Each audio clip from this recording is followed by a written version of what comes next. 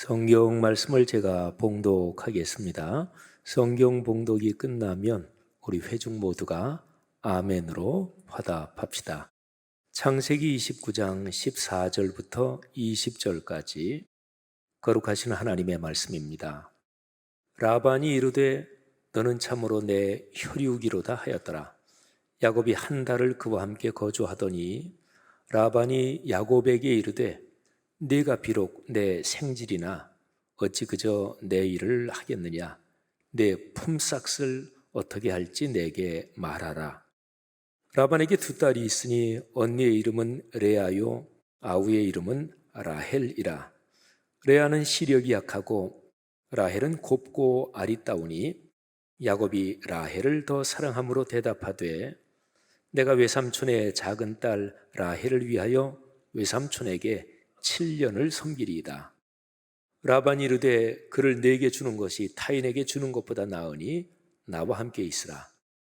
야곱이 라헬을 위하여 7년 동안 라반을 섬겼으나 그를 사랑하는 까닭에 7년을 며칠같이 여겼더라. 아멘. 오늘 선포되는 설교 말씀을 통해서 하나님께서 여러분 각 사람에게 마음 깊이 자상하게 말씀하시고 또 같은 설교를 통해서 각 사람의 삶의 상황에 따라서 권면하시고 위로하시고 또 힘을 주시는 하나님의 은혜가 넉넉하시기를 주의 이름으로 축복합니다. 사람은 시간 속에서 살아갑니다. 누구도 예외일 수가 없지요. 그런데 이 시간의 흐름이라는 것이 사람에게 느껴지는 것이 참 다양합니다. 삶이 힘들고 어려울 때 시간이 마치 굴레처럼 속박으로 느껴질 때가 있습니다. 그리고 살면서 누구나 경험하는 것인데 시간이 조금만 더 있었으면 뭐 어떤 시험을 앞두고 또는 중요한 일을 앞두고 급하게 준비하는데 근데 미처 이게 준비를 미리미리 못해서 시간에 쫓길 때가 있잖아요. 그때 시간이 조금만 더 있었으면 또는 중요한 약속을 앞두고 약속 장소로 가는데 차를 몰고 갈 때 막 막혀서 애태워봤던 그런 경험들 누구나 다 있을 거예요. 지하철 이거 좀 빨리 안 가나. 어떨 때 급할 때는 지하철 타고 여기 한 정거장 대략 한 1분 30초 걸리지. 그러면 이제 그것까지 계산하면서 애를 태워본 경험도 있을 것입니다. 사람 누구나 시간에서 벗어나서 자유롭게 살 수 있는 사람은 아무도 없습니다. 그런데 이 시간이라는 게 사람에게 속박 또는 사슬처럼 느껴질 때도 있습니다. 인생 나이가 70대 또는 80대 이렇게 나이가 많이 들어가면 내 인생의 시간이 얼마 남지 않았다. 그런 거를 점점 더 실감을 하게 되죠. 사람의 건강 상태에 따라서 또 그게 나이가 더 땡겨질 수도 있고요. 또는 40대, 50대 이런 나이에도 어떤 사건 때문에 그래, 사람에게 시간은 인생은 무한한 게 아니야. 그런 거를 절감을 할 때가 있잖아요. 안타까운 일이지만 병원에서 진단을 받고 얼마 더 살지 못하는 그런 병에 걸렸다는 걸 알았을 때 그래서 이 정도만 사실 수 있습니다. 더는 힘드실 겁니다. 이런 거 할 때는 그야말로 내 인생의 시간이 딱 어느 정도 정해져 있게 되는 거니까 그때 느끼는 부담 또 인생의 시간이 사람에게 진짜로 한계와 속박이구나 그런 거를 절절하게 느끼겠죠. 사랑하신 여러분, 사람이 시간 속에서 살아가는데 굉장히 행복할 때를 생각해 보세요. 자, 사람이 굉장히 행복하고 지나간 내 인생 여정에서 그때 너무너무 좋았다. 그러면 행복했던 그런 시간대, 행복했던 인생의 그런 시절, 그런 거를 어떤 말로 표현하면 적절할까요? 여러 가지로 표현할 수 있겠죠. 그런데 아마도 시간과 연관해서 이렇게 표현하면 누구나 다 그래, 행복했던 시기는 그렇게 표현하면 딱 알맞다, 아마 이렇게 생각할 거예요. 여러분, 행복하고 감사하고 아름다웠던 시절은 이런 거예요. 시간 가는 줄 모르고 살았던 때입니다. 시간 가는 줄 모르고. 어떻게 하면 시간 가는 줄 모르고 살 수 있을까요? 구조는 우리 누구나 다 아는 것처럼 간단합니다. 내가 좋아하는 일을 하면 되고 좋아하고 사랑하는 사람을 만나면서 살면 됩니다. 근데 인생이 다 그렇게만 살 순 없잖아요. 성도 여러분들이요, 여러분이 걸어가는 인생길에 시간 가는 줄 모르고 그렇게 걷는 삶의 여정이 넉넉하기를 축복합니다. 또 하나님이 그런 은혜로 여러분의 인생을 아름답게 하시기를 주의 이름으로 축원합니다. 오늘 성경 본문에 야곱의 인생 여정이 나옵니다. 자, 야곱이 저기 북쪽에 있는 외삼촌 라반의 집에 가서 타향살이를 하고 있는 중입니다. 야곱은 자기 아버지 이삭, 어머니 리브가 밑에서 둘째 아들로 태어나서 자랐고요. 그리고 자기의 형은 에서였습니다. 그런데 형 둘째 그러지만 사실은 쌍둥이니까 어머니 태중에서 에서가 조금 먼저 나왔고, 야곱은 내가 먼저 나갈 거야 그러면서 형 에서의 발목을 붙잡고 그렇게 나왔다고 성경은 기록하고 있습니다. 그러니까 시차가 그야말로 발목 붙잡고 나왔으니까 시차도 거의 없는 그런 형 동생입니다. 그런데 야곱이 지금의 이스라엘 위아래로 길쭉한 이 땅에서 제일 남쪽 부분에 야곱의 집이 살고 있었고요. 그리고 지금 외삼촌의 집은 이스라엘 땅 쭉 북쪽까지 올라가서 현재 경계에서 한참이나 더 올라간 밧단 아람이라는 지역, 거기까지 간 거예요. 집을 떠나서 그렇게 먼 곳까지 간 그 사정은 사실은 형 에서가 야곱을 죽이려고 했기 때문에 그렇죠. 야곱이 형 에서를 이렇게 저렇게 속여서 장자권도 속여서 빼앗았고, 또 맨 마지막 아버지가 유언적으로 주는 축복도 또 속여서 빼앗았습니다. 이거를 속여서 빼앗았다, 이거는 에서의 입장과 시각이에요. 성경 전체 문맥으로 보면은 사실은 그렇게 볼 수 없는 점이 있지요. 아무튼 그건 그렇고요. 에서가 분이 나서 우리 아버지 연세 많이 드셔서 세상 떠나실 때가 가까웠으니까 내가 이 동생 죽여버린다, 이거는 진짜였습니다. 엄마 리브가가 이 얘기를 듣고 이 상황을 보고서 야, 형제간이 잘못하면 피바람이 불겠구나. 그래서 이제 둘째 아들 야곱을 저 멀리 북쪽에 사는 이 리브가의 오빠 집으로, 라반의 집으로 보낸 거예요. 야곱은 도망간 거지요. 잘못하면 죽으니까. 형 에서는 특별히 활을 잘 쏘는 사람이었습니다. 그러니까 도망가면서 언제 형 에서가 쫓아올지, 언제 화살이 내 등에 박힐지 그런 불안감에 떨면서 도망갔을 것입니다. 그렇게 어려운 여정을 거쳐서 생판 처음 그렇게 타향살이 생활을 하면서 야곱은 얼마나 어려운 일, 또 심정적으로 불안하고 그랬을까요? 그런데 야곱이 이런 험한 삶의 여정, 이거를 이길 수 있었던 것이 두 가지가 있었습니다. 첫 번째는 쭉 도망가다가 해가 저물어서 들판에서 잠을 자는 중에 야곱이 꿈을 꾸었고 거기서 하나님을 만나지요. 꿈에 하늘까지 닿은 사다리가 보이고 천사들이 오르락내리락 합니다. 그리고 저 위에 보니까 하나님이 계신 거예요. 그런데 성경은 하나님이 위에 서 계셨다, 이렇게 기록하고 있습니다. 하나님께서 당신의 보좌에 앉아 계신 게 아니라 서 계셨다, 이런 기록은 성경에 거의 없습니다. 제가 머릿속에 기억하고 있는 것으로는 신약 성경에 보면 스데반 집사님이 돌에 맞아 순교를 당할 때 돌에 맞아 피투성이가 돼서 죽어가면서 그때 환상을 봅니다. 근데 환상 중에 저 하늘의 보좌 우편에 계신 예수 그리스도께서 서 계신 것을 봤어요. 예수 그리스도께서 돌에 맞아 순교하는 이 스데반 집사님을 보면서 얼마나 안쓰러우셨고 또 얼마나 관심이 많으셨을까요? 예수 그리스도께서 앉아 계신 게 아니라 서 계셨습니다. 그런데 야곱을 만나신 그 하나님도 저 위에서 서 계셨어요.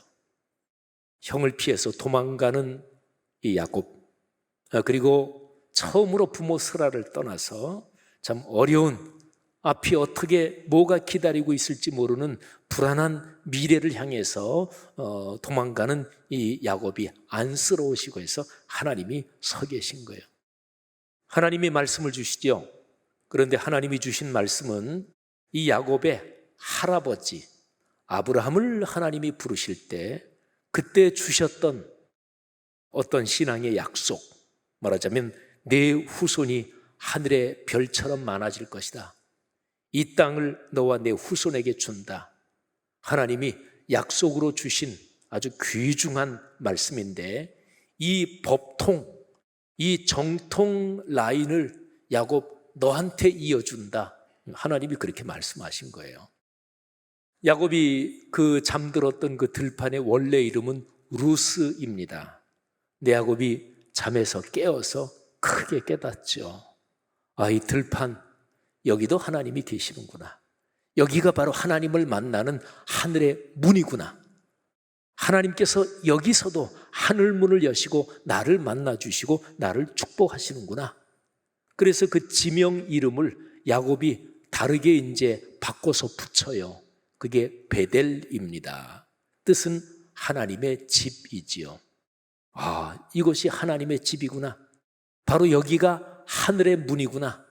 야곱이 깨달은 거지요. 성도 여러분들이요, 살면서 그냥 늘 그런 장소, 늘 하던 일, 그리고 늘 그냥 그렇게 사는 삶의 상황.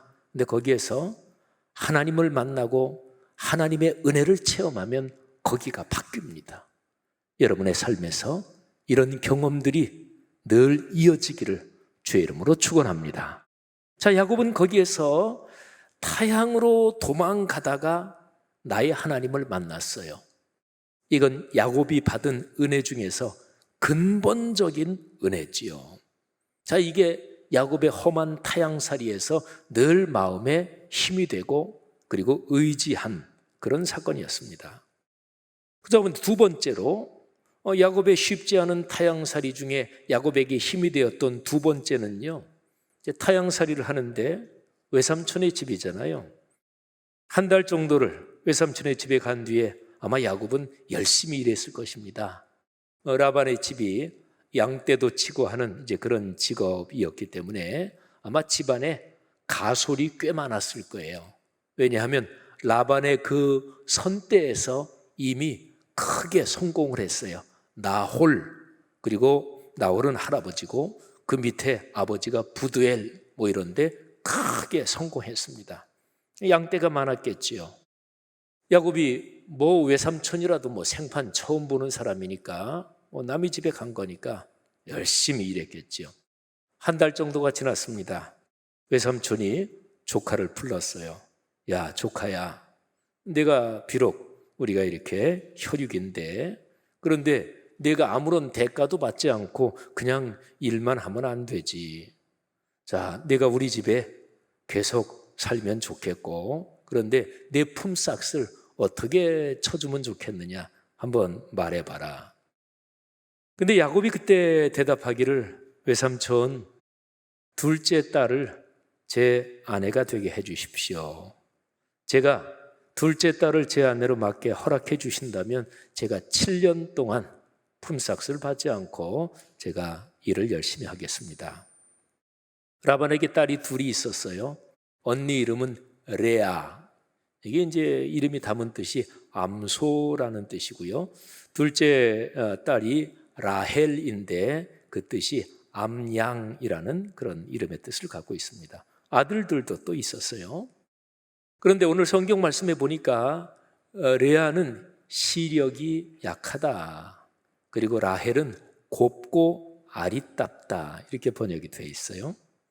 근데 시력이 약하다 이거를 한글 성경 다른 데 보면 눈매가 부드럽다. 이렇게도 번역이 되어 있어요. 그러니까 시력이 약하다. 오늘날로 말하면 굉장히 시력이 안 좋아서 막 팽팽, 다른 사람이 보기에도 팽팽 돌아가는 그런 안경을 쓰고 그런 쪽이 아니라 눈매가 부드럽다 이렇게 번역했는데 아무튼 이게 무슨 심각한 결점이나 이런 쪽은 아니었던 것 같아요. 근데 라헬은 곱고 아리답다 이렇게 번역이 됐는데 히브리어 원문은 아주 정확하게 몸매가 아름다웠다. 그리고 참 얼굴이 미인이었다. 그런 뜻입니다. 짐작을 하겠죠.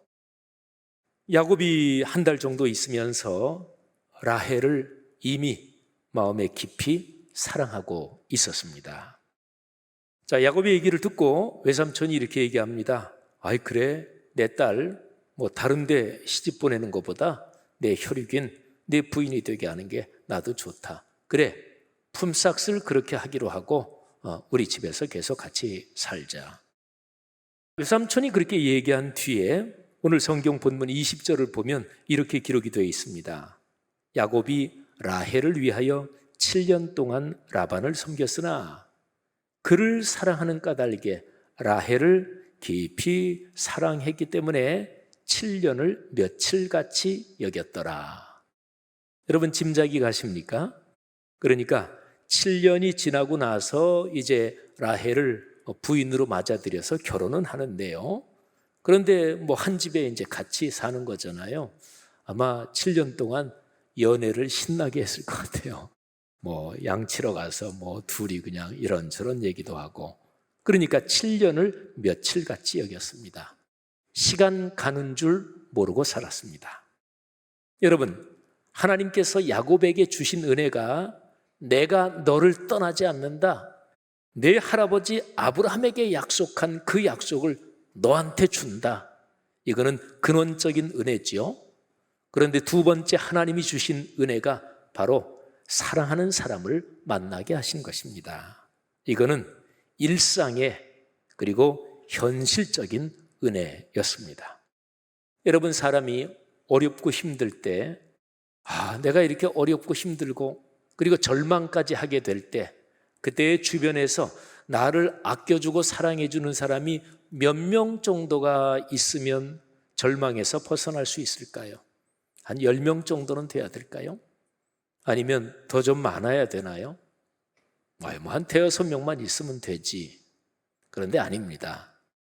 나를 사랑해주는 사람, 내가 진짜 그 사랑에 감격할 그런 사랑해주는 사람 한 사람만 있으면 사람은 절대로 절망하지 않습니다. 사람은 사랑에 깊이 빠지면 다른 게 보이지 않습니다. 이건 남녀 간의 사랑만이 아니에요.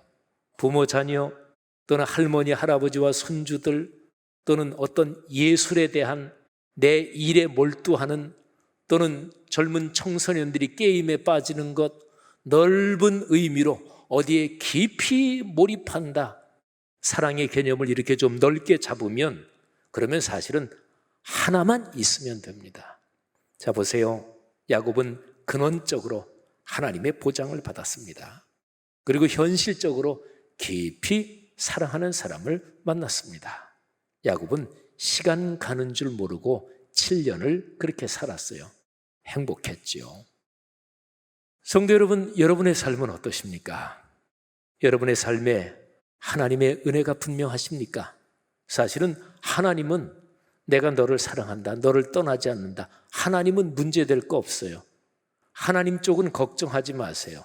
근데 우리가, 하나님은 늘 우리와 같이 계시고 우리를 사랑하시는데 우리가 하나님의 사랑을 의심하고 우리가 엉뚱한 데를 쳐다보는 우리가 문제지요.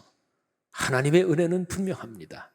그리고 두 번째로 여러분 주변에 내가 사랑해주고 그 사람에게서 사랑을 받을 수 있는 그런 인간관계를 소중하게 여기고 계십니까?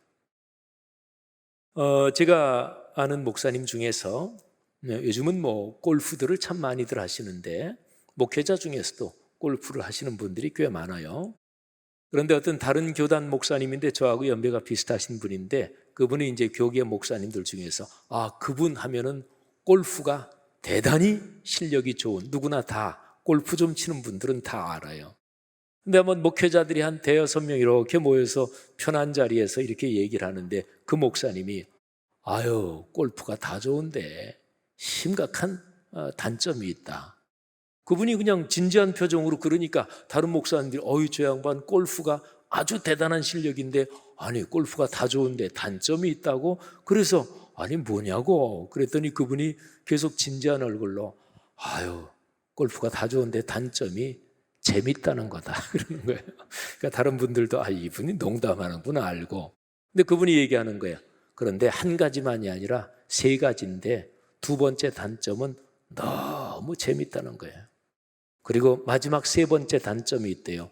목회보다 더 재밌대요.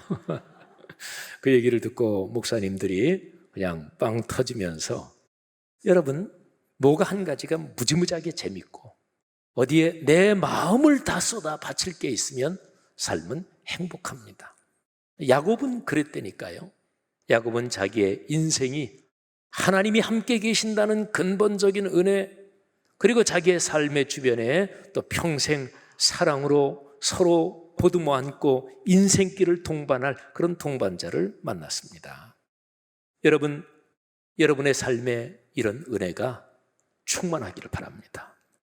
여러분이 걸어가시는 인생길에 누구나 다 어렵고 힘든 일이 있지만 이거를 넘어설 수 있는 이 두 가지 은혜, 하나님과의 관계에서 내게 다가오는 그 은혜, 그리고 주변에 이런저런 사람들과의 관계에서 서로 사랑하며 아껴주며 내가 존경하며 이런 인간관계의 은혜가 충분하기를 주님의 이름으로 축원합니다. 이 설교를 준비하면서 제가 걸어온 인생, 과거 지나온 것 쭉 한번 돌아봤어요. 우선 제가 우리 교회 담임 목사니까 우리 교회에 목회한 횟수로 하면 지난 20년 참 은혜였습니다. 그리고 2017년 2월 이후부터 한 6년 그때 우리 교회가 소속돼 있었던 그 지방회에서 이제 둘로 총회 결정으로 분할이 돼서 지방회가 새로 분할이 됐죠. 근데 그 6년 처음에 한 3, 4년 참 어려웠습니다. 제가 목사로 살아오면서 제일 어려웠던 한 두세 가지 경우 중에 하나예요. 교권을 쥔 사람들의 그 독한 거를 저는 그때 경험하면서 근데 제가 그때 지방의 재판에서 목사 면직까지 당하고 근데 그때 그런 생각을 했습니다. 68호 되기 직전인데 그냥 교권에 의해서 목사 면직이 확정이 되고 또는 파직 출교 이런 것까지 당할 수도 있었는데 그러면 그냥 10년 정도 일찍 은퇴한다 치지 뭐. 저는 마음은 그렇게 정리하고 있었고 어렵진 않았는데 참 여러 가지로 이게 심정이 복잡했고 번잡스러웠습니다. 그런데 그때 이후로 6년 하나님의 은혜였습니다. 코로나 지난 3년 모든 목회자들이 힘들었을 거예요. 장로님, 권사님, 성도들 다 마찬가지였겠지요. 사람들 다 힘들었겠지요. 그런데 특별히 교회 공동체와 연관해서 코로나 지난 3년 참 힘들었죠. 코로나 3년 중에 목회자들은 여전히 미소 지으면서 성도들을 대하고 또 설교하면서 밝은 얼굴로 설교했지만 심정은 다 그렇진 않았을 거예요. 근데 지난 코로나 3년 이제 거쳐와서 우리가 지금 여기 있는데 하나님의 은혜였습니다. 그러다가 제가 살아온 인생길을 좀 더 길게 한번 살펴봤어요. 고등학교 1학년 1974년에 처음 예수를 믿었는데 횟수로 하면 신앙생활 50년 그리고 전도사 승인을 받은 뒤로부터 지금까지 교단의 목회자로서 목회한 지가 40년 생각해 보니까 참 은혜예요. 제 아내를 만나서 결혼하고 살아온 시간도 40년인데 참 감사했습니다. 가만히 제가 살아온 목회자로 살아온 인생 여정을 생각해 봤더니 대략 한 4년에서 6년, 한 5년 단위로 하나님이 저를 이렇게 저렇게 임지 또는 삶의 상황을 옮겨주셨더라고요. 강원도 오대산 자락에서 한 4년 조금 넘게 목회했습니다. 독일 유학한 기간 5년 2개월, 그리고 귀국해서 1995년부터 그리고 한 5년 동안 신학교 교수 또는 일간신문의 데스크 논설위원 또 여러 가지 활동을 했습니다. 그러다가 다시 목회 현장으로 돌아와서 지난번에 목회한 교회에서 5년 좀 넘게 목회하고, 그리고 이제 이 교회로 와서 햇수로 20년을 목회했습니다. 은혜였습니다. 저희 어머니 아버지 예수 전혀 안 믿던 분인데 제가 신학교 갔는데도 교회 안 나가셨고, 신학교 가는 거 참 아버님이 많이 반대하셨죠. 그런데 나중에 어머님 아버님 다 예수 믿고 그리고 하늘나라 가시는 것 하나님의 은혜입니다. 저희 장인어른 내외간이 장인어른 94세고 또 장모님 87이신데 그 연세 고령인 분들에 비해서 건강 그래도 원만하게 사시는 것 참 하나님의 큰 은혜입니다. 성도 여러분, 여러분의 지나간 시간을 이렇게 한번 돌아보고 어떻게 판단하느냐. 근데 지나간 일은 바꿀 수 없어요. 그런데 해석은 바뀔 수 있어요. 다른 사람이 보기에 에이 그렇게 살았으면 아이고 인생 진짜 잘 살았구만. 근데 뭐 그렇게 그냥 어렵다 그래? 해석이 달라서 그런 거거든요. 근데 지나간 삶에 대한 해석은 아주 중요합니다. 아이 지나갔는데 이렇게 해석하든 저렇게 해석하든 무슨 상관이겠어? 그렇지 않아요. 지나간 삶을 어떻게 바라보며 해석하느냐, 그게 지금 여기에 있는 내 삶 그리고 앞으로 걸어갈 미래의 삶에 결정적으로 영향을 끼치거든요. 제가 제 삶에 지나온 시간들 이렇게 저렇게 말씀드렸는데 여러분이 걸어오신 지나간 삶을 이렇게 한번 돌아보시면서 하나님의 은혜로 살아온 길, 하나님께서 나를 그렇게 지켜주셨구나, 그때는 다 알지 못했지만 이렇게 감사로 해석할 수 있기를 주님의 이름으로 축원합니다. 야곱이 2가지 은혜를 받고 살았지만 야곱은 힘들었을 때가 많았습니다. 근데 우리는 야곱의 생애를 다 알잖아요. 야곱이 태어날 때부터 그리고 죽을 때까지 우리는 다 이렇게 보면서, 이렇게 삼자 입장에서 보면서 다 아니까. 그런데 야곱이 타향살이 20년을 할 동안도 하나님의 섭리가 진행되고 있었어요. 야곱에게서 12아들이 태어나잖아요. 구약의 이스라엘 백성은 12지파로 구성되어 그 기본 틀이 야곱에게서 그리고 야곱의 12아들로 이루어져요. 야곱은 자기가 삶의 현장에서 걸어갈 때 힘들고 어렵고 부인들 내 때문에 얼마나 힘들었겠어요. 그런데 하나님의 섭리는 그 가운데서도 계속 진행되고 있었어요. 야곱은 몰랐겠지만 여러분과 저도 마찬가지예요. 우리가 몰랐지만 하나님의 섭리는, 여러분을 사랑하시는 그 하나님의 섭리는 계속 지금도 진행되고 있습니다. 성도 여러분이요, 여러분의 삶에 이런 은혜 넉넉하고 그 깨달음이 여러분의 삶을 능력으로 이끌어 가시기를 주의 이름으로 축원합니다.